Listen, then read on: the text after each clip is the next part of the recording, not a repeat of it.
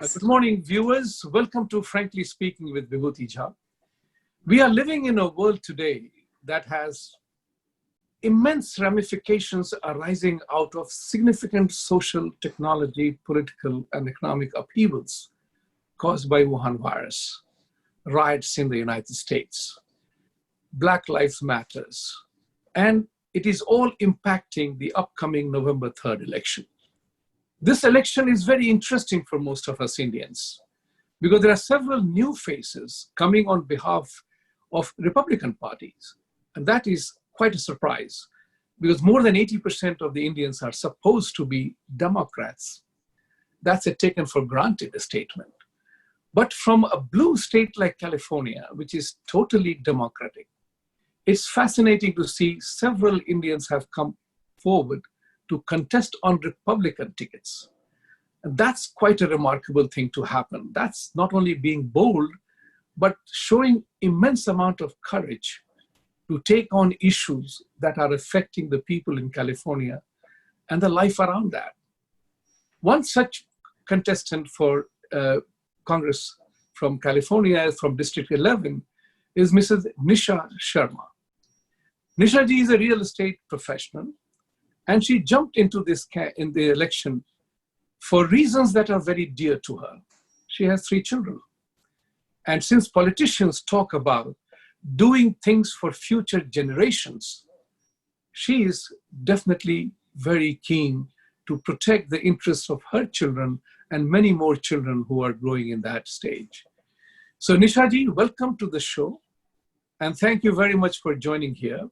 So I will start the whole conversation with one single thing, that in a deep blue state of California, where the entire population votes for Democratic Party and Democratic presidential candidates lose by millions of votes, what inspired you to take the Republican ticket and contest the election, perhaps against a very formidable Democratic rival of yours? So share with us, why did you choose Republican Party and what was the key inspiration for doing so? First of all, thank you so much, Mr. Vibhuti, having me here and giving me this precious platform where I can share my thoughts, my views, and I can spread my message to my people that why I am running for Congress and District 11 in California. It's a very, very interesting question. Why I am running on a Republican ticket. As a person, I was a Democrat before. I would like to start from here. As you said, most of the Indians, they call themselves that they relate with Democrats more than a Republican. But I think they have to do their homework and they have to find out what values, what belief system a Democratic Party is running on. Because when I deeply did my part, I think as an Indian immigrant coming to this country with my American dream to pursue my future here, I more relate with the policies, the belief system of the Republican Party. That's why I would like to give message to all my fellow Indian immigrants here that they should think about it before they make up their decision to whom to vote, which party they should relate themselves to. Because I am a very big example for them. I'm not only voting, I am running as a Republican candidate here because I think the values we come from, the belief system we come from motherland country, India, Republicans are the same, having their same value system here. And having traditional values, believing in family and conservative issues, all of that. So this is very fascinating that you began to relate with the Republican Party because you believe that they carry the same values that Indians have in India. Now that's fascinating because California is a multicultural state. I mean, I'm 100% sure that your constituency is remarkably diverse and has many, many different immigrant population out there. So tell me in few words, what is the composition of your district? And what kind of scenarios you have faced as an Indian Have you felt welcomed? Or people have, generally we Indians are always questioned about having too many gods, or murti puja, people we believe in idol worship and all that kind of stuff. So how has been the reception of the various segments of the constituency, that District 11, that you are contesting? Have you been ever, asked questions about your belief, about your faith, and how you can make the mix work? The famous statement, the melting pot. So how does the melting pot thing work for you in this scenario? I always strongly stand for my culture, my belief system, as I said earlier too. I'll say being an immigrant in this country, I'll say I was very much lucky that I was given all the opportunities that I deserved here. I really worked hard, and I really give all the credit to this country who never was biased towards me being an immigrant here. And as a person, as an individual, I never faced any kind of situation that people are questioning my religion or my belief system. But as a mother, what bothers me the most is that now when my kids are going to school, I think we need to spread more about our culture, our values, that why we worship certain way, why our food preferences are a little different, why our festivals are different, the reasons behind it. Because I want that my kids, I'll say, or the upcoming generation, whose first generation is like us and their next generation is born and brought up here in this country, they are very, very much proud of their heritage, their culture, from where we belong to. And I don't want them to feel little bad about it, that they are less than other people, less than other communities. They should be very proud of our belief system. I'm a very proud Hindu American here. And that's what I also want, that I want to instill these values in my kids, and they are embraced wholeheartedly by the other kids in the school system. So I think if we, as an immigrant Indians here, we participate in all the arenas here, not only in the economy just by working hard and doing our part. I think you have to step up and be part of each and every arena here. Maybe it's religious, economic, and now I think political arena is very, very important. So that when our kids see us sitting with the lawmakers and having their say there, they'll be very proud, they'll be very confident, and they will feel that, yes, they are not an outsider here. That's very powerful, and I totally admire you for that, because you are totally right. The acceptance of diversity in our Hindu way of life is a given, because we are a truly diverse country back home in India. You are from Punjab, I'm from Bihar, somebody's from Tamil Nadu, somebody's from Karnataka or Gujarat, Madhya Pradesh. All these states have an amazing amalgamation and unity of purpose. They wear different clothing styles, they have different food, and each one worships their own chosen God, and we have no conflict there.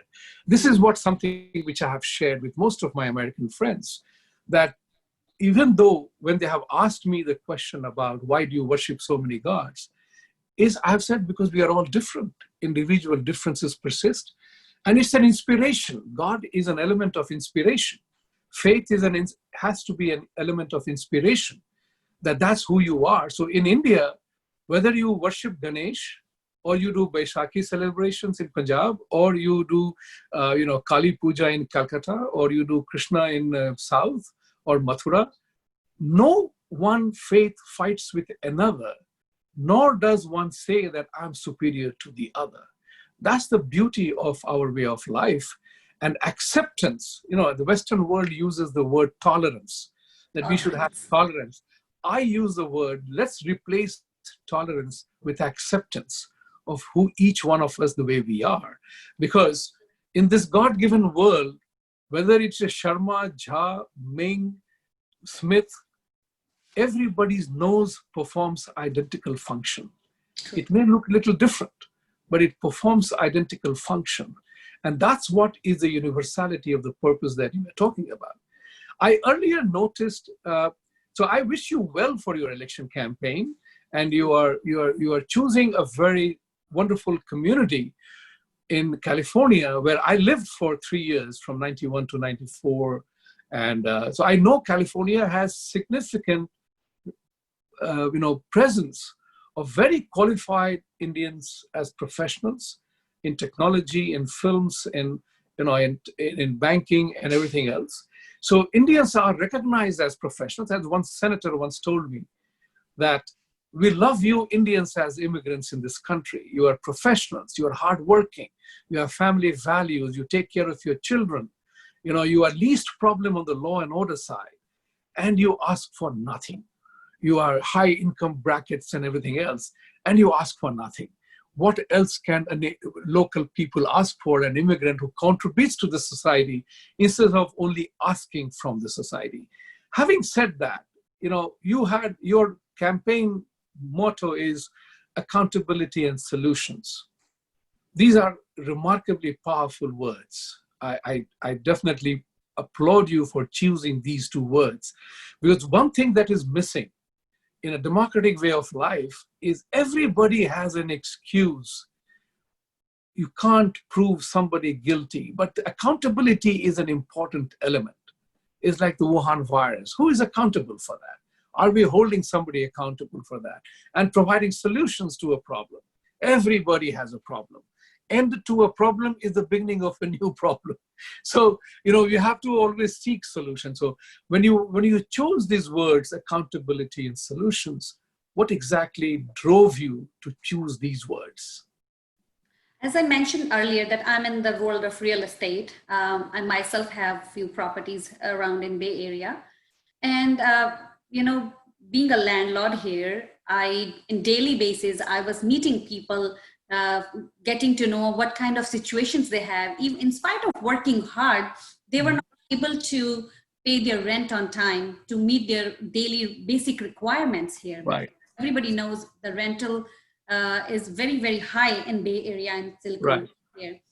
So in spite of working hard, giving like good 10 hours to their work, and still they are not going to meet up their basic requirements. They cannot raise their family the way they should. I was worried. And being a mother, being a parent, being a woman, when I see my community struggling in their daily basis, and when I was talking to my daughter, she is 14 right now, she was also worried. She said, what kind of country you guys will be leaving for the upcoming generation? Nobody is taking care of the basic requirements here.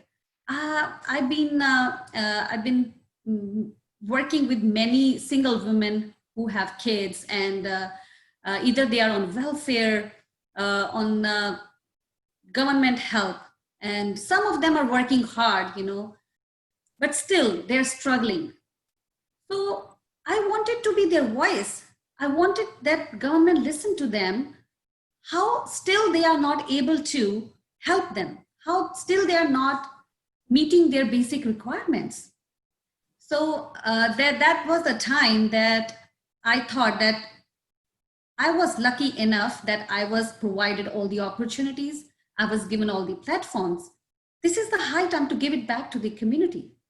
And I think serving in the political arena will surely give me better way to be their voice in Washington. Even if they're making laws, they are passing any resolutions there, we should have a saying there, what our community wants there. Because I'm very aware that we've been given enough federal reserves, and every year the taxes they are raising, we should be given a really, really good life. You look at the park system here, you look at the roads, in spite of paying high taxes in California, there are so many issues. We are spending 3 to 4 hours minimum in the traffic. This is Silicon Valley. People come here with their dreams. They don't want to spend their precious time that belongs to their family and waiting in the traffic and getting back home. where are those Federal Reserves going? We have to raise our voices. We have to hold them accountable.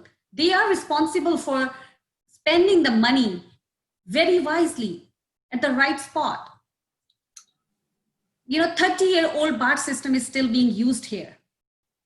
And nobody's asking a question. They are accountable for that.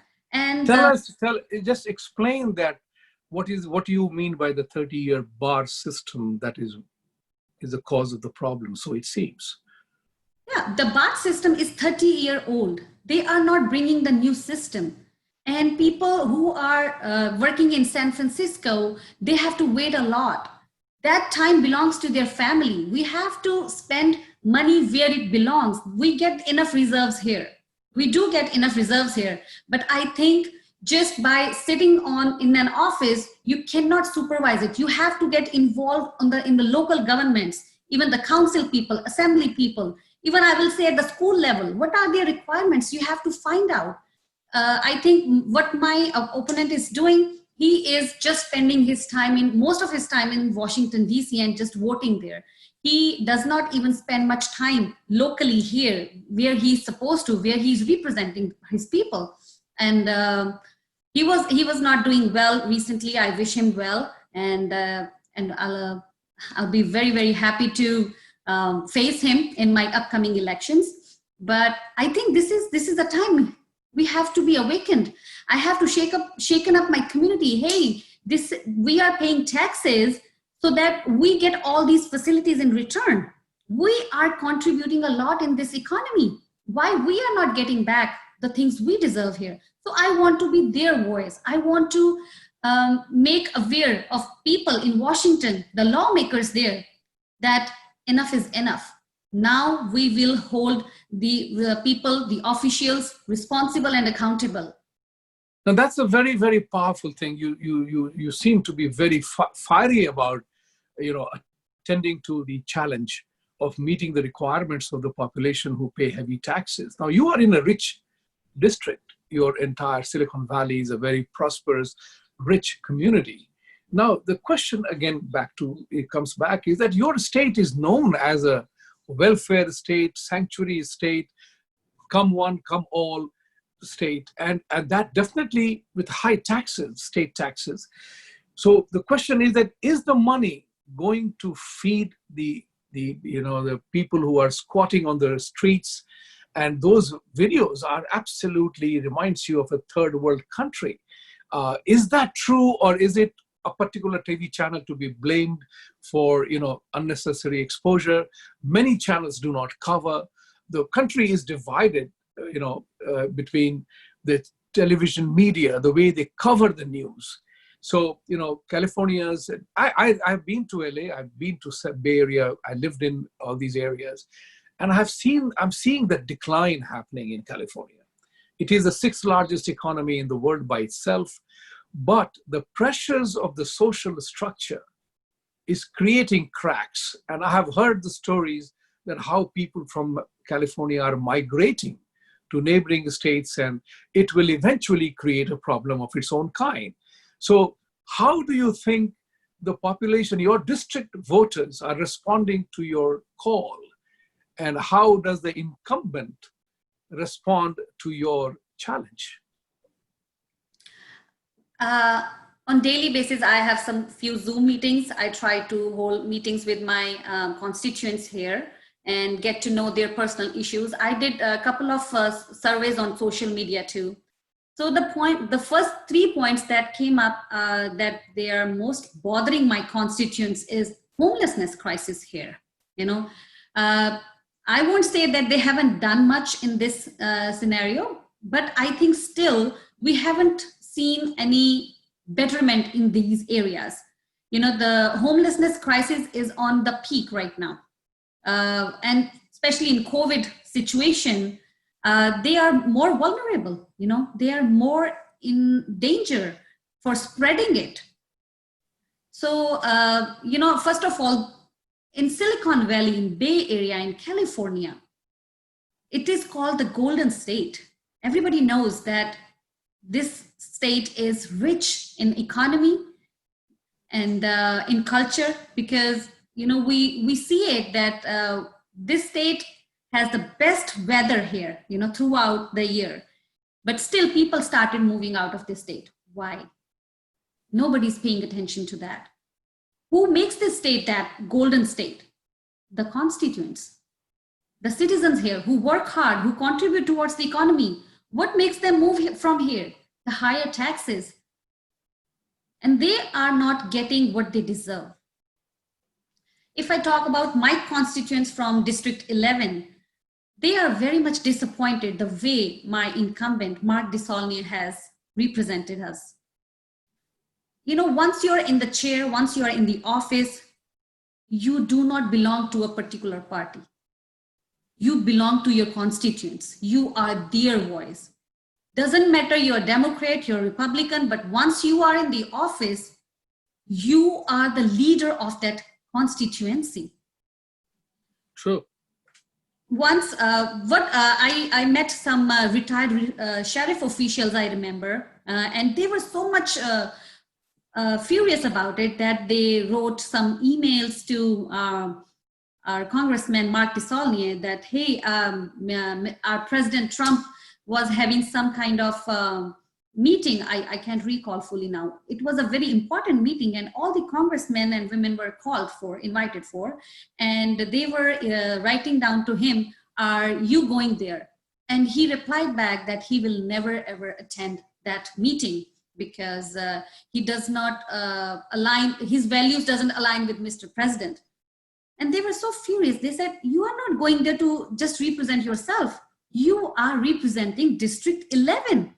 And a majority of that district wants you to be there. So, these are small scenarios that I see. People are just focused on their selfish reasons that what make them believe that they can do whatever they want to do. When I am in the office, I will be representing everybody, not only Republicans, not only independents, not only Democrats, everybody, each and every person who lives in my constituency. Why? Because each and every person contributes towards that district. Now, that is a very important thing. That's a very, very powerful message you are conveying, that you represent everybody. That's true. I mean, when you become a congressperson from a particular district, you represent the entire community. And there is no two things about that. But you brought in President Trump's name. He's a remarkably, in my opinion, he has been a remarkable president, regardless of his choice of words you may disagree with or you may disapprove, but you cannot disapprove of his actions that he has taken to revive the economy. I remember particularly that there was a Nobel Prize economist, Nobel Prize winner economist, and I won't name him here, but he wrote an article in Wall Street Journal when President Trump became the president of America in 2016. And he said that if he becomes the president, the markets will collapse and the economy will be shattered. President Obama had said that this man keeps talking about bringing manufacturing jobs back. He doesn't have a magic wand. And lo and behold, what you saw was 3 years of astounding run on the economic front in Wall Street, Main Street. Jobs were created. The first ever time the Black unemployment, Latino unemployment, Asian unemployment were hit the lowest ever. And markets were booming until the Wuhan crisis came. But Mr. Trump has missed out on one thing, which is what Democrats accuse him of, that he's not a uniter. And I don't agree with that, because if you choose to be hating the man right from the beginning, and I remember when he took oath of office, there was immediately a rumor started that he has asked that Martin Luther King's statue or bust from the White House be removed, which was a false information. So this man has been facing a hostile media against him. So since you represent his party, I wanted to ask you, how are your fortunes linked with Mr. Trump's fortunes? Because that's a very important thing, because if Mr. Trump goes down, Republican Party might go down. So it is a very, very Trump's election 2020. And as a supporter of Mr. Trump, how do you see his record or the the media attack on him affects you? It's really sad. It's really sad to see the way media is like, going to the extreme level to abuse him, to blame him for many, many false reasons. Everybody's aware of it. I am very sure about it. Here, my message to the media is that, media is the medium between the government and the constituents, the citizens living in the country. Right. They should be providing the true information. If he has done anything wrong, we are not saying don't show that, don't just cover it up. No, but the thousands of things that are really, really for the betterment of USA, and he has done it. Whatever he promised, they should also highlight those things. Nobody's perfect here. And he is the president of USA. He's commander in chief. Respect that position, respect that chair. He is leading the economy of this country at the number one.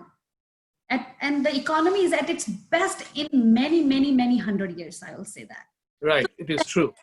Yeah. And respect that. It's not about your personal likings. Do not go after his words. Look at his actions, where he has bring the country. So my message is that I am not asking people to just be a yes man of him, but he has done tons of good things for this country. And I agree with you. And I believe that Mr. Trump, as a smart businessman, and the first time I heard his name when I was doing my master's in Pune in India, and there was a Time magazine article. At that time, Indira Gandhi was the prime minister, and India had declared itself a socialist country. And Time magazine was talking about the virtues of capitalism. And the Time magazine wrote, saying that if you want to see how the private sector works in America, here is the example. Whoever was the mayor of New York at that time, it was taking more than 10 to 12 months to complete a particular task. And when Mr. Trump took over that particular role, assignment, he finished it in 2 months. And that's the virtue of capitalist economy, that speed, efficiency, and effectiveness works. That's how you calculate your return on investments. So, these are virtues of the capitalist system. And this is what, impressed me about him. And that's what I recognized when he was first time announced his candidature. I'm a big follower of political decision-making, because politics and political leadership determines so many actions that happen in economy and society. Whether it's Gavin Newsom, whether it's Mr. Cuomo in New York, or Donald Trump, or anyone for that matter. But leadership sets the trend.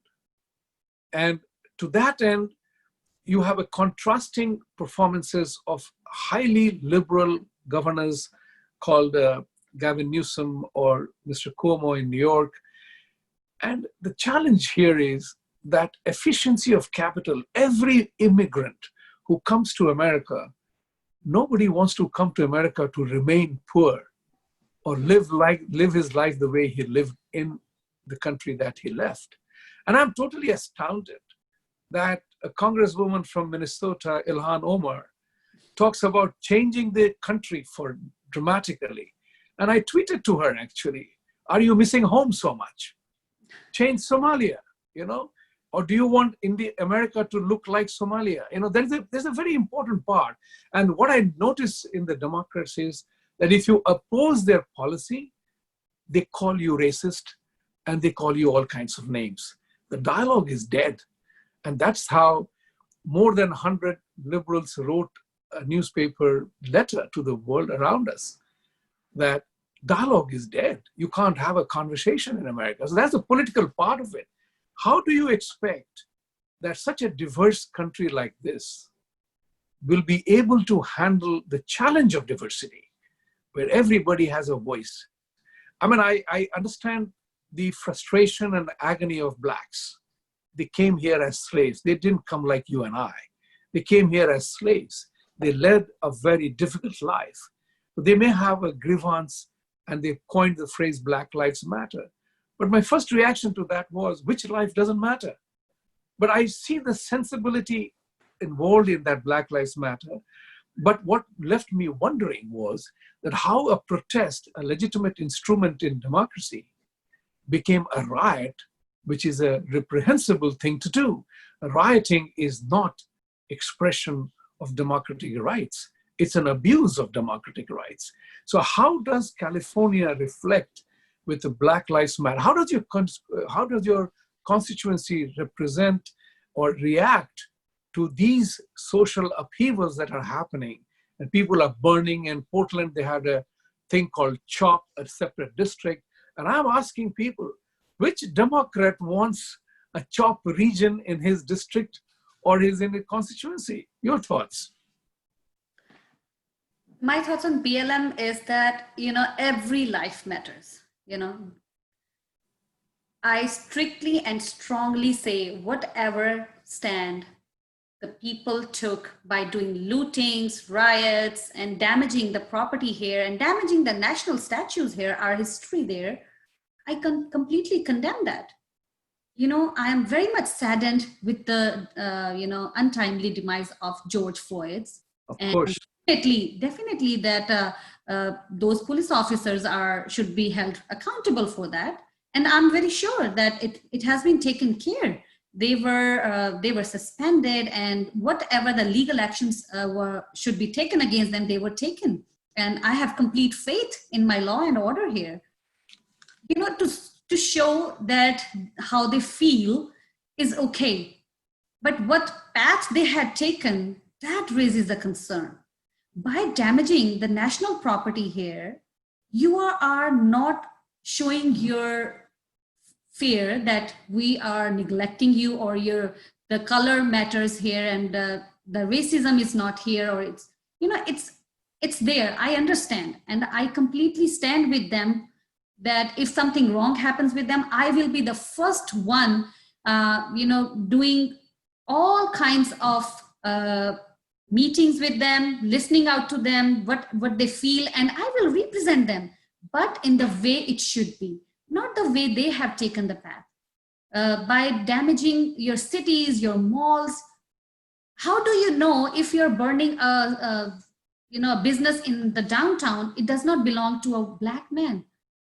They have given their whole life.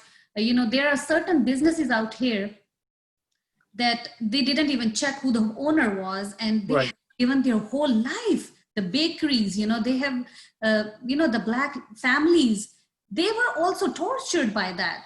So what kind of revolution was that? What kind of riots were that you are hurting your own people?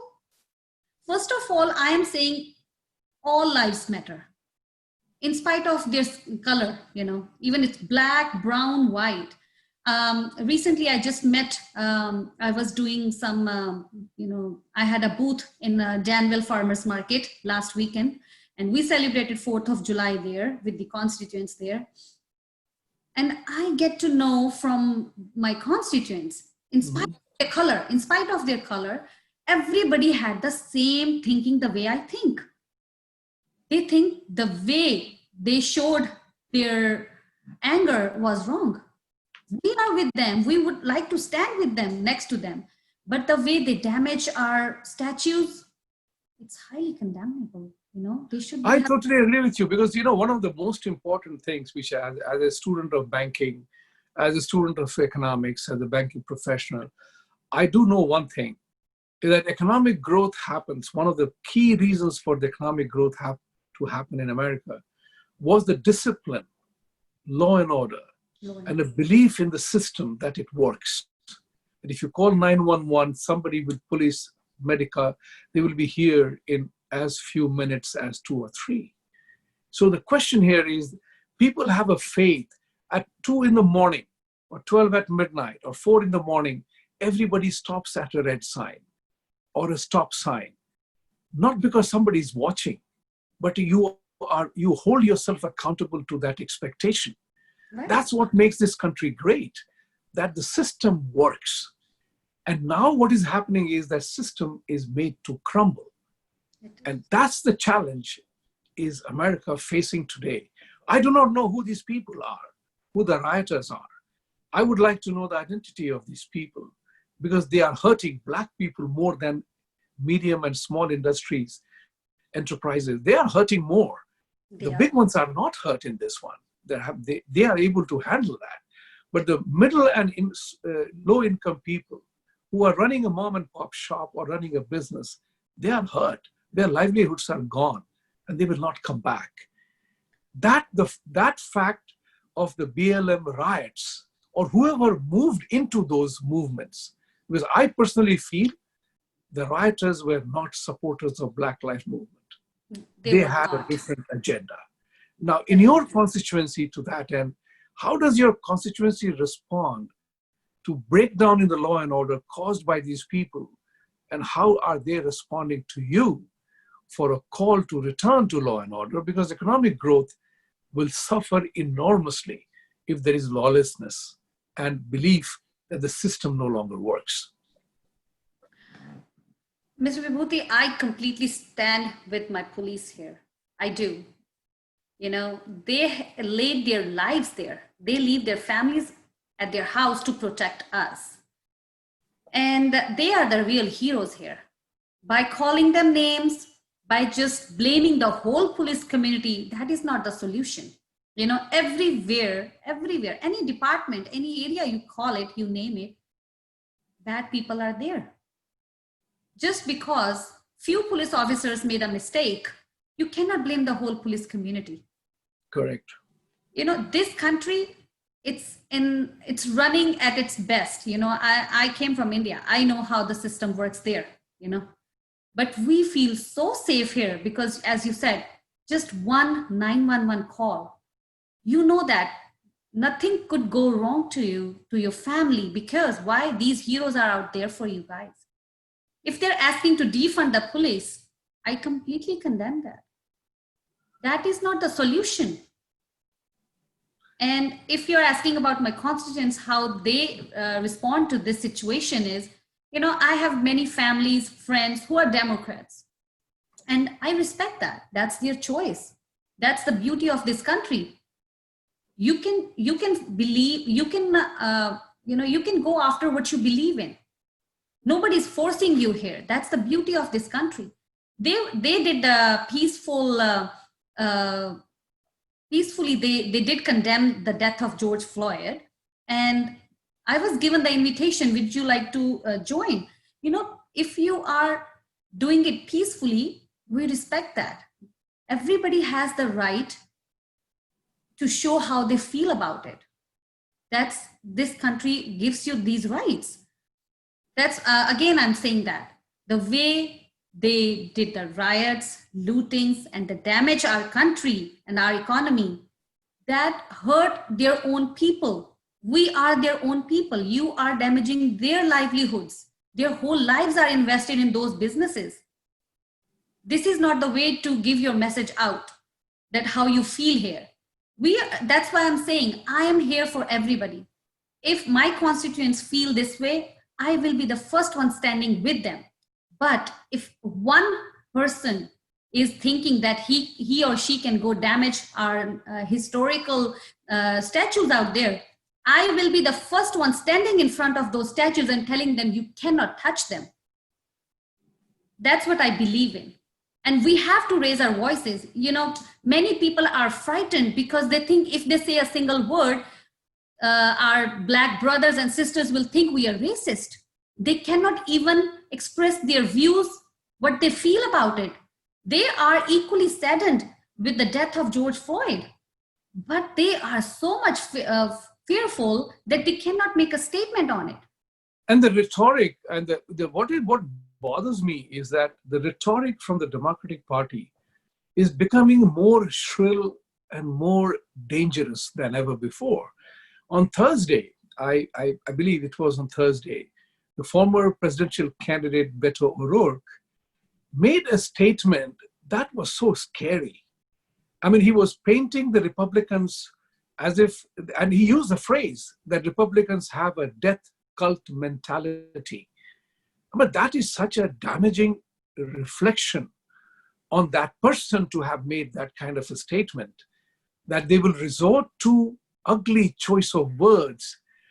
For Beto O'Rourke, who is the advisor for Joe Biden for gun policy, it is amazing that this man can make such a damaging statement, that death cult mentality. What exactly is he talking about? And media doesn't take him to task. You might have to answer this question if you are ever going to be in debate with your incumbent congressman, who might accuse you that the Republican Party is gun-loving, abortionist, and all that kind of thing. So how does, in your constituency, national issues play a role in your local issues? How do they mix and merge? Because gun, poverty, these are all national issues as well as local issues. So is there anything specific about your constituency, District 11, that doesn't reflect the national need? I completely respect the Second Amendment here. That is our constitutional right. And I personally say definitely there should be some certain legal background checks, especially their, how is their mental health before somebody owns a gun. Definitely I would, I would stand for those things, that there should be some background checks, strict background checks, not regular one. And how is their mental health before you allot them a guns. And also, I think by doing this, we will be controlling a lot of gun violence. Because if you look at the numbers, it's not because of the guns. It's because of the guns in the wrong hands. People are mentally ill. They need help. They can be provided help. But before the guns are in the wrong hands, we should have certain kind of restrictions, limitations there, their background checks, their mental health should be checked up. We should have some kind of letter or a kind of agreement from their doctors that they are fully aware that they are mentally well, they can handle guns. And for our self-respect, I think I personally respect the Second Amendment. That's perfectly fine. What I'm saying to you is it's part of the Constitution. If you want to remove Second Amendment, then go ahead, have the majority in the Congress and Senate, and have a president who will sign off on that. But we are all immigrants in this country. This country is facing the challenge of immigration. Your state is a sanctuary state for every illegal person coming to that state. The violence, sometimes you feel that California has become a banana republic of sorts. That, what bothers me about immigration, as an immigrant, I am not against immigration, but I'm definitely about lawful way of doing things. That's very important. Coming to the country by breaking the law of the country, especially when we take pride in saying that we are a country of laws. So if somebody breaks the law and comes here and you condone that for humanitarian and compassionate grounds, it weakens the infrastructure. Why would that person ever bother to follow any law?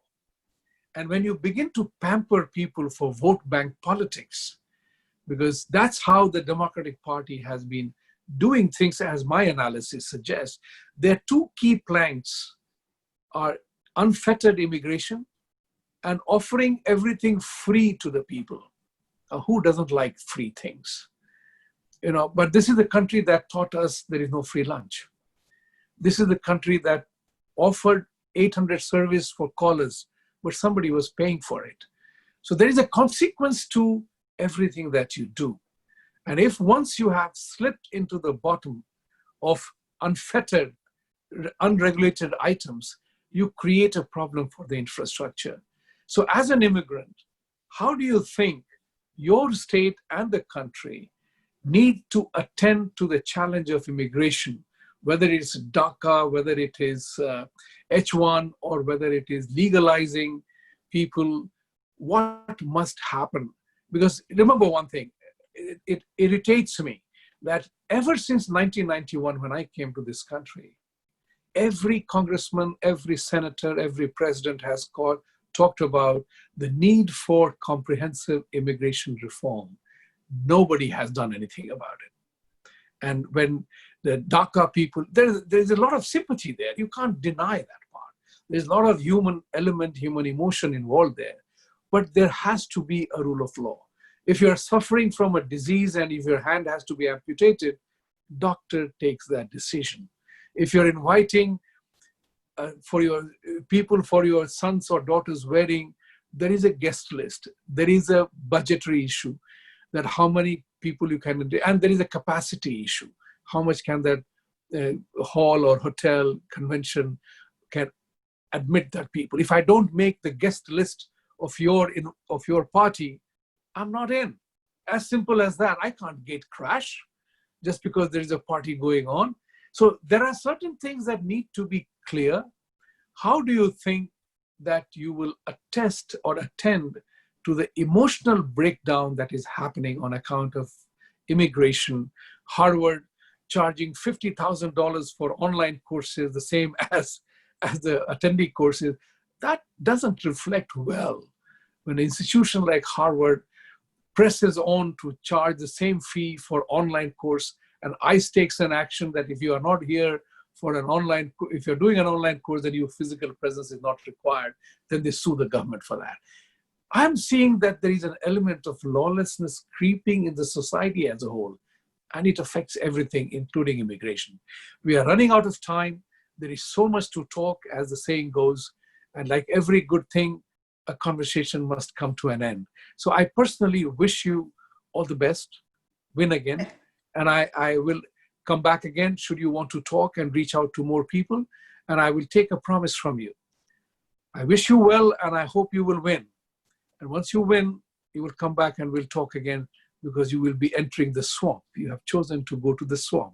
So one last word I want from you is, how would you deal with the touchy element of immigration? As a legal immigrant here, I completely relate with this question, but I strongly believe in the queue system. The people who just wants to jump the walls and come here, everybody wants to come in this country. You know, this is a dream country for everybody. Even those who hate, they want to come here. That's right. Definitely. And people who hate this country, if you ask them, why don't you leave? Why don't you go back where you belong? Wherever you like, you can go. They will be the last one standing in the queue.